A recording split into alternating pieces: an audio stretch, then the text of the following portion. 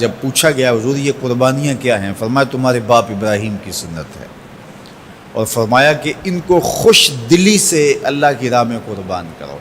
قیامت کے دن یہ اپنے بالوں کے ساتھ، اپنے سینگوں کے ساتھ اور اپنے کھروں کے ساتھ آئیں گے، اور یہ بھی ارشاد فرمایا کہ کل پل صراط پر یہ سواریاں بن کے تمہیں پل صراط سے پار لگائیں گے۔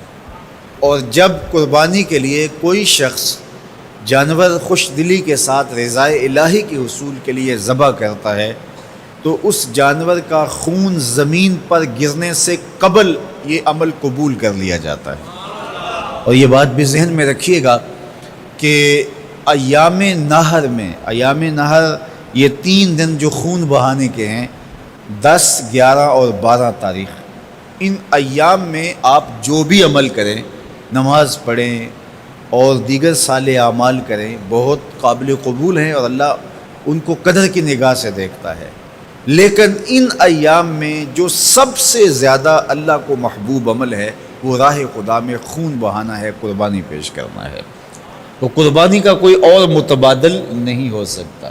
کچھ لوگ یہ فلسفہ ان دنوں کے اندر بیان کرتے ہیں کہ 20-50 ہزار کی قربانی کرنے کی بجائے اتنے اگر کسی غریب کو دے دیے جائیں تو اس کے 2-3 مہینے خیریت سے گزر جاتے ہیں، اور وہ گھر کے اندر جو ہے وہ ضرورت کی چیزیں ڈال لے تو گوشت تو 2-4 دن کے اندر کھایا پیا جاتا ہے، ختم ہو جاتا ہے۔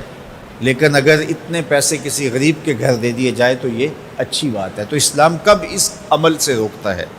غریب کی مدد کیجیے، صرف عید کے دن ہی نہیں، مینڈے کی جگہ ہی نہیں، بلکہ اسلام تو راہ خدا میں جانور ذبح کر کے اسی جذبے کو بیدار کرنا چاہتا ہے کہ تمہیں گوشت کی ضرورت بھی نہیں تھی پھر بھی تم نے ذبح کر دیا، تو جہاں ضرورت ہوگی اور تمہاری ہمسائیگی میں، تمہارے اطراف میں جب کوئی غریب ہوگا تو پھر تم اس کے لیے ذبح کیوں نہیں کرو گے؟ اس کے لیے تم قربانی کیوں نہیں کرو گے؟ اِثار کیوں نہیں کرو گے؟ یہاں تو پھر بھی ہم گوشت خود کھا لیتے ہیں یا غرباء میں بانٹ دیتے ہیں، لیکن منا کی وادی میں جہاں لاکھوں قربانیاں پیش کی جاتی ہیں وہاں تو جانور کاٹ کے اس کو ذبح کر کے بس چھوڑ دیا، اس کے گوشت سے غرض ہی نہیں ہوتی۔ زیادہ تر حجاج ایسے ہوتے ہیں جن کو یہ بتا دیا جاتا ہے کہ تمہاری قربانی کر دی گئی ہے، اور وہ فون کال کے انتظار میں یا حکومت وقت کی جانب سے دیے گئے وقت کے بعد حلق کروا دیتے ہیں۔ تو انہوں نے نہ اپنا جانور دیکھا ہوتا ہے، نہ اس کو ذبح ہوتے دیکھتے ہیں، تو صرف انہیں ٹائم بتلا دیا جاتا ہے یا ان کو کال کر دی جاتی ہے تو یہ ان کے لیے کافی ہوتا ہے۔ تو وہاں تو گوشت کھانا بھی مقصود نہیں، تو صرف اللہ کی رضا کے لیے جانور ذبح کرنا۔